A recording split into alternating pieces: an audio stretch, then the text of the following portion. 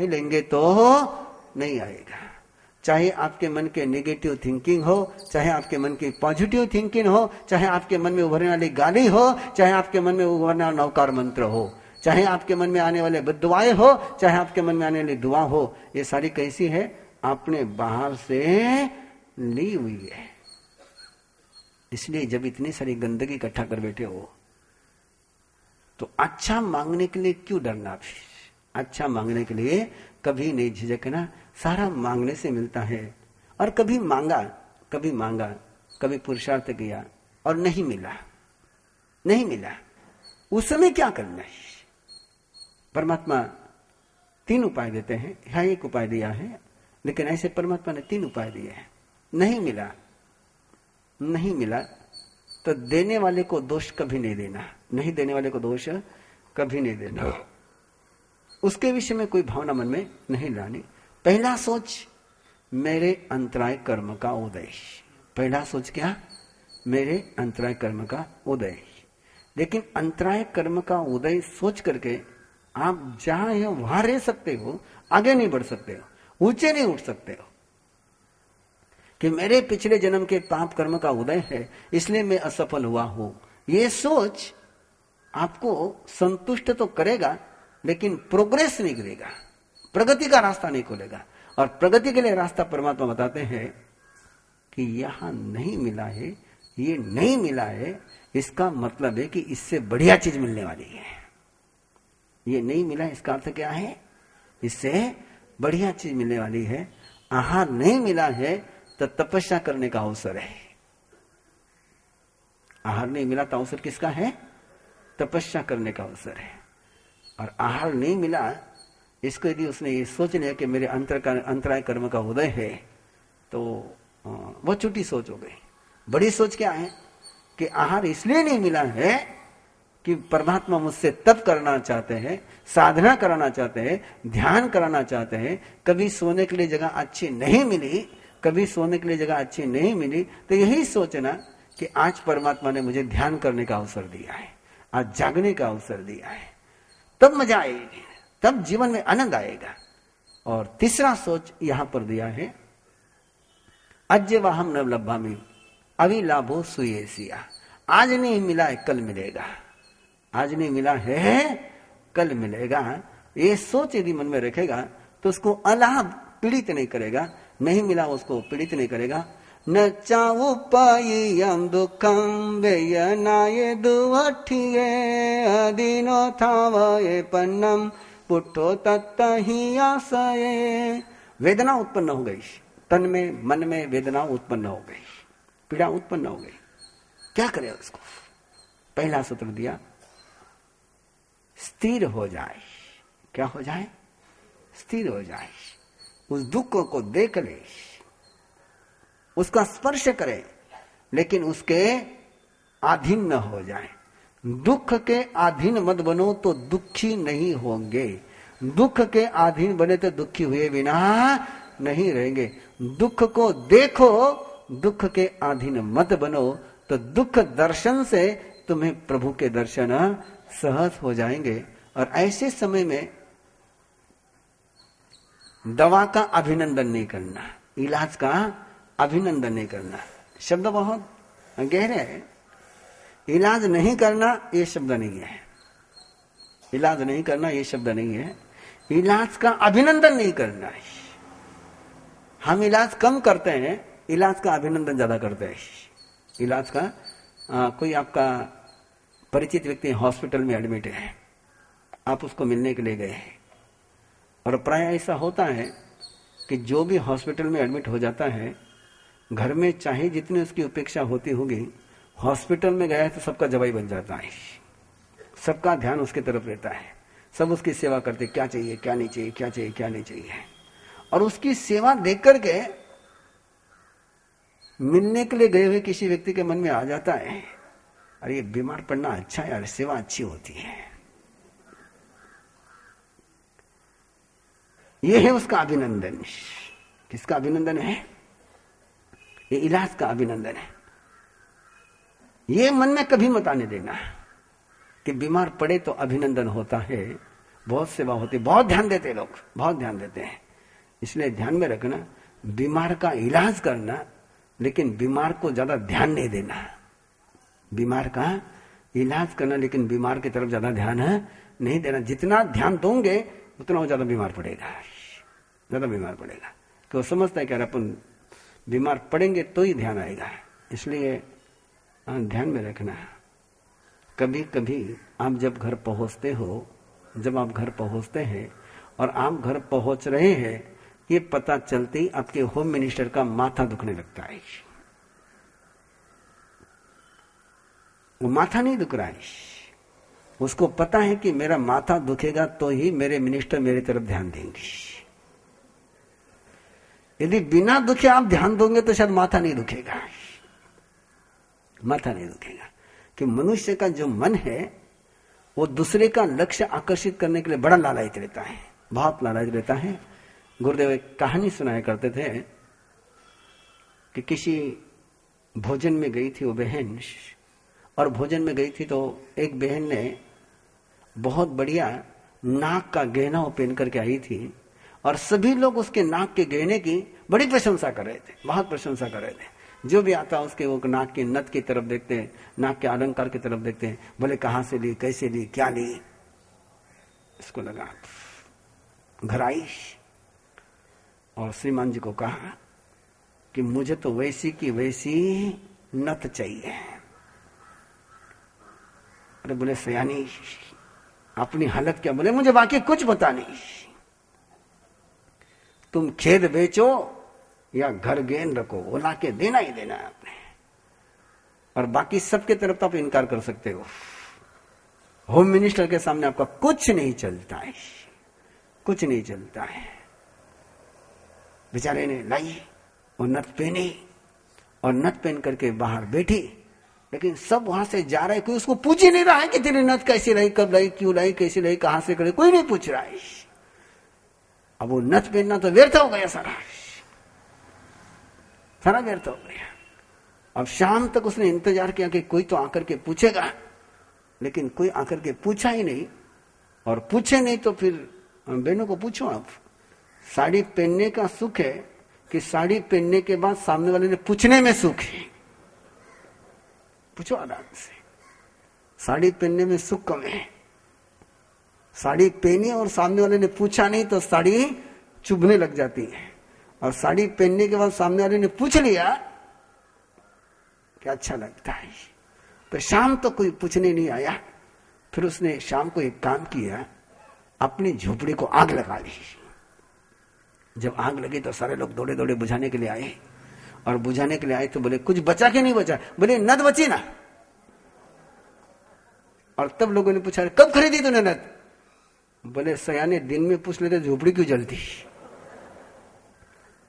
तो मनुष्य का मन जो है वो लोगों का चित्त आकर्षण करने के लिए क्या कर गुजरेगा पता नहीं। इसलिए कभी भी बीमार को इलाज दो, बीमारी का अभिनंदन कभी मत करो, कभी मत करो। और हम लोग इलाज कम करते हैं, अभिनंदन ज्यादा करते हैं।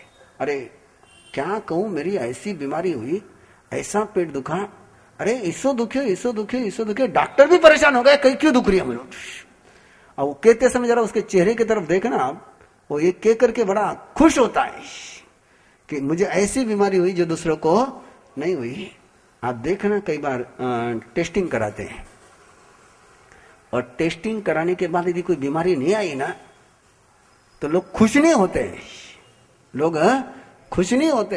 अरे यार चेक कराने की बीमारी तो निकली को नहीं। अरे चेक कराने का मतलब क्या बीमारी निकलनी चाहिए क्या? हा? लेकिन वो बीमारी नहीं निकली तो दुखी होते हैं। हाँ आप देखना, स्वयं को भी देख लेना कभी। आप यदि चेक कराओ और बीमारी निकल जाए फिर तो ठीक है, अच्छा हो गया अपन चेक करा लियो। और चेक कराने के बाद बीमारी नहीं निकली तो आप खुश कब होना चाहिए? देखो ये है अभिनंदन। इसलिए परमात्मा के शब्दों को समझो, तेगेच्छम नाभिनंदे जा। बीमारी का अभिनंदन मत करो, चिकित्सा का अभिनंदन मत करो, उपचार का अभिनंदन मत करो। जीवन में कई बार ऐसे भी प्रसंग आते बंधुओं कि व्यक्ति को उत्तर देते नहीं आता है। सामने वाला व्यक्ति बोल जाता है, हम बोल नहीं पाते। और उस समय यदि आदमी स्वयं को लानत देने लग जाए कि मैं तो अनाड़ी हूं, मैंने तो कहीं समझे को नहीं, अपन तो ईसा था, एड़ा था, गिला था, बांगा था, परमात्मा कहते नहीं, कभी नहीं। स्वयं को लानत कभी नहीं देनी। स्वयं को समझ में नहीं आता तो भी लानत नहीं देनी, स्वयं सफल नहीं बने तो भी लानत नहीं देनी। कभी भी स्वयं के भाग्य को, स्वयं के प्रारब्ध को कोसना नहीं। जिसने प्रारब्ध को कोसा उसने अर्थ ध्यान कर लिया। और एक महत्वपूर्ण आखिरी बात, कैसे कैसे संकट आते हैं। शिखर संकट कोई है तो श्रद्धा का संकट है, बाकी सारे संकट तो बहुत छोटे हैं। आस्था का संकट बहुत बड़ा है। कई बार आदमी धर्म करते हुए अपनी धर्म पर शंका करने लग जाता है कि मैंने इतना किया लेकिन मुझे कुछ मिला तो, इसलिए धर्म खोटा है, ये धर्म झूठा है। और जैनी के भटकाव का सबसे बड़ा कारण कोई है तो यही कारण है कि नहीं, अपना धर्म में कहीं को नहीं, जरा तिरुपति जाने आ जावा, काम हो जाएगा। जरा वैष्णो देवी यात्रा करने आ जावा, काम हो जाएगा। नहीं, कभी नहीं सोचना चाहिए। ये अंदर की सारी आस्थाओं को जिसने संभाल लिया और आस्था को संभालने के लिए जिसने तैयारी कर ली, ये सारे संकट, ये तो मैंने थोड़ी संकटों की चर्चा करी है, लेकिन बेसिक उनके जो सूत्र है याद रखिए। फिर एक बार, सोचा नच्चा जिच्चा अभिभूय। संकट को सुनना, संकट को जानना, उन संकट को जीतने की प्रैक्टिस करना और प्रैक्टिस करने के बाद ही मैदान में उतरना। बिना परेड करे, बिना ट्रेनिंग करे यदि कोई सैनिक युद्ध भूमि पर लड़ने के लिए जाता है तो उसने पराजित होना पक्का है। सैनिक वही जीतता है जो दुश्मन कहा है इसको सुनता भी है, जानता भी है, और दुश्मन से कैसे लड़ना इसकी जिसको प्रैक्टिस भी है, ट्रेनिंग भी है, वही दुश्मन के हमले से बच सकता है। ऐसे ही जीवन में सदा बन करके रहिए। आइए पेज नंबर 19। चत्तारि परमंगानि दुल्लहानि अजंतुनो मनुसत्तं सोई श्रद्धा। प्रभु से अनुरोध करिए, प्रभु से प्रार्थना करिए। जिंदगी जो अधम बनती है, मन जो अधम बनता है, जीवन में जो अधम से अधमतम गति आती है, अधम से अधम परिस्थिति आती है, उसका कारण है जीवन में कभी 4 परम अंग उपलब्ध नहीं हुए। 5 इंद्रियां मिलनी बड़ी बात नहीं। जिसके जीवन में 4 परम अंग मिल जाते वो परमात्मा हो जाता है, और जिसके जीवन में 4 परम अंग नहीं मिलते उसका जीवन अधम से अधम बना रहता है। अब वो इस आस्था के साथ, इस अवभाव के साथ गान करे इस अध्याय का कि हमें 4 परम अंग मिल जाए, मानवता, श्रुति, श्रद्धा और संयम में पराक्रम। ये 4 परम अंग है जीवन के। चत्तारि परमंगानि दुल्लहानि अजंतुनो मानुसत्तं सोई समावर्णन संसारे नाना गोता सो जाईसु कमाना वियाकट पूड़ो विसंभिया पया ये गया देवलो येसु नर येसु ये गया सुरम कायम आहा कम में हिंगच ये गया खतियो तवो चंडाल बुक्कसो तवो कीड़ पयंगोय तवो कुंतु इव मावट जोनिसु पाणिनो कम किविसान निविजन्ति संसारे सवठेसु वखतिया कम संगे इंसमूढ़ दुखिया बहुवेयना मानुषा सुजोनिस विनिहमन्ति पाणिनो कम्मानं तु पानाय अनुपुविकयायिवो जीवा सोई मनु मनो संविगहम लद्धम सोई धम्म सदुल्लजम सोचा परिवजन्ति तवम खन्ति महिंसयम महच सवनम लद्धुम सद्धा परमदुल्ला सोचाने आऊयमगम सोयिं च लद्धुं सद्धं च वीर्यं पुनदुल्लहं बहवेरोयमणवि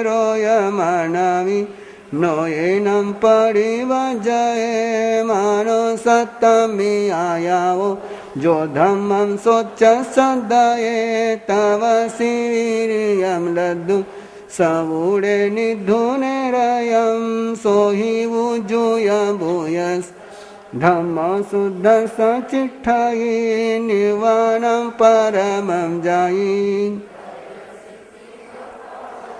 विगिंच कमनो हेवं जसं संचिनो खन्तिये पाढवं शरीरमि उड्ढं पक्कमयि दिशं विशालसेहिं शिलेहिं जक्का उत्तर उत्तरा महासुखवदीपन् मन्नन्ता पुनश्चवम् अपि या देव कामानं कामरुवविवुविन्नो ऊर्ध्वं कपे सुचिष्ठन्ति पोवावाससया बहु ततटि च जात् जक्खावुखये चुया वुवेन्ति मानुषं जोनिं खितं वथुमिरनं च पशवो दशपुरुषं चत्वारि कामखण्डान् तत्सेवुवजयि मितवं नायवं होयि उच्चांगो ये यवनवम् अपायंके मापने भोचा मनुष्ये भोये अपडिरुवे आहावुयं पुविमि सुदसद्दमे चौरंगम दुल्लहम नच्चा संजमं परिवजिया तव साधुयकं मनसे सिद्धे हवै ससये तव साधुयकं मनसे सिद्धे हवै ती विमेति चौरंगिजम नामम तेयम अध्ययनम संपूर्णम। हाथ मिल जाना, पाँव मिल जाना, आंख मिल जाना, जुबान मिल जाना, कान मिल जाना जीवन का दुर्भाग्य भी हो सकता है, जीवन का सौभाग्य भी हो सकता है। मरने के भाव मन में जगे, मारने के भाव मन में जगे और उस समय यदि हाथ नहीं होता है, उस समय हाथ यदि नहीं होता है तो उस समय हाथ नहीं होना ये सौभाग्य होता है। पाप करने के लिए जाने के लिए मन लालायित हो गया है और उस समय यदि पाप नहीं होता है तो सौभाग्य होता है। मन में कहीं जाकर के मत्था नवाने की इच्छा हुई और ऐसे समय में पावन होते तो दुर्भाग्य है। किसी को हाथ जोड़ने का मन हुआ और हाथ ही नहीं रहे, ये दुर्भाग्य है। आपका सौभाग्य है या दुर्भाग्य है? हाथ मिलना सौभाग्य या दुर्भाग्य है, ये हाथ तय नहीं करते हैं, ये आंख तय नहीं करती है, ये शरीर तय नहीं करता है, ये तय करती है चार बातें: इंसानियत, सुनने का सामर्थ्य, श्रद्धा और संयम में पराक्रम। ये चार अंग जिसको मिल गए वो जीवन का तीर्थंकर और चक्रवर्ती हो गया। ये चार अंग जिसको मिल गए उसकी चारों दुर्गतियां टल कर उसको सिद्ध गति का रास्ता मिल गया। सबसे पहले कोई परम अंग है, अंग उसको कहते हैं बंधु, अंग यानी दरवाजा, अंग यानी दरवाजा। जैसे दरवाजे के माध्यम से अंदर के लोग बाहर आते हैं और बाहर के लोग अंदर जाते हैं, वैसे जिसके कारण से अंदर की भावनाएं बाहर आती है और बाहर की भावनाएं अंदर जाती है, उनको अंग कहते हैं। जब जीवन में दानवता का अंग होता है तो अंदर की शैतानियत बाहर आती है और बाहर की शैतानियत भी अंदर जाती है। और जीवन में जब मानवता का अंग होता है, इंसानियत का अंग होता है, तब अंदर की करुणा बाहर जाती है और बाहर की करुणा अंदर आती है। परिस्थितियों के कारण से नहीं, अंदर में करुणा होगी तो करुणा अंदर जाएगी, इंसानियत होगी अंदर में। इसलिए सबसे पहले कोई अंग है, सबसे पहले कोई धर्म का चरण है, सबसे पहले सिद्धि का कोई चरण है, तो इंसानियत है, वो मानवता है। मानवता यदि आप में नहीं। एक भाई ने प्रदर्शन के समय में एक सवाल मेरे हाथों में दिया था, लिख करके दिया था कि धर्म क्रिया करनी जरूरी है या घर में कोई बीमार हो तो उसकी सेवा करनी जरूरी है।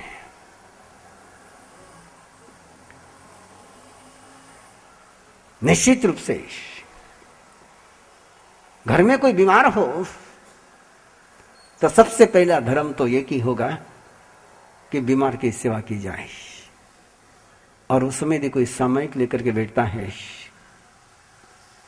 उस समय कोई कहता है कि तो तेरा वेदनीय कर्म भोगतता रहे, तेरे कारण से मेरा धर्म कहां छोड़ो, मैं पोसा करने के लिए जा रही हूं, तो शायद पोसा नहीं होगा। करुणा का गला घोट कर करके, इंसानियत का गला घोट कर करके की जाने वाली धर्म क्रिया पाखंड है, धर्म क्रिया नहीं है। सबसे पहले कोई धर्म की शुरुआत का अंग है तो इंसानियत है। और जब इंसानियत अंदर में होती है, बिल्कुल भी बुरा मत मानना कि परमात्मा के निर्वाण कल्याण की देशना की आराधना कर रहे हैं हम लोग। जब इंसानियत होती है तभी परमात्मा के वाणी को सुनने का सामर्थ्य आता है। बिना इंसानियत के जब परमात्मा की वाणी सुनी जाती है तो दिमाग का बोझ बढ़ता है, जिंदगी में कोई सहारा नहीं मिलता है। बिना मानवता के अनुभूति के धर्म का श्रवण करने वाले लोग अहंकार को बढ़ा लेते हैं, पाखंड को बढ़ा लेते हैं, वे धर्म के रास्ते पर कदम नहीं उठा सकते हैं। जिनमें इंसानियत होती है वही धर्म श्रवण करने का सामर्थ्य उनके पास होता है। जिनमें इंसानियत नहीं, उनमें धर्म श्रवण करने का सामर्थ्य भी नहीं होता है। वे धर्म सभा में आकर के भी पाप को ही सुनते हैं। वे धर्म प्रवचन को सुनते समय भी राग द्वेष को ही सुनते हैं। और जिसके अंतर में करुणा का भाव जग जाता है, वो जहां खड़ा है वही उसको धर्म सुनाई देता है, वही धर्म सुनाई देता है। इसलिए सबसे पहला इंसानियत, और इंसानियत के बाद सुनने का सामर्थ्य प्राप्त होता है। और जिसको सुनने का सामर्थ्य होता है वही श्रद्धा कर सकता है। जिसमें सुनने का सामर्थ्य नहीं, क्योंकि बहुत लोग सुनते हैं, बहुत लोग सुनते हैं, लेकिन अंदर में इंसानियत नहीं होती तो सुनकर के श्रद्धा नहीं होती। अंदर में इंसानियत हो तो सुनकर के श्रद्धा होती है। अगमकार परमात्मा प्रभु महावीर फरमाते हैं कि बहुत लोग सुनते हैं, लेकिन सुनने के बावजूद भी उनमें प्रेम की भावना जागृत नहीं होती है, धर्म के प्रति लगाव जागृत नहीं होता है। और लगाव जागृत नहीं होने का कारण श्रद्धा का जागरण नहीं होना। सबसे दुर्लभतम कोई है श्रद्धा। श्रद्धा परम दुर्लभ, श्रद्धा परम दुर्लभ है।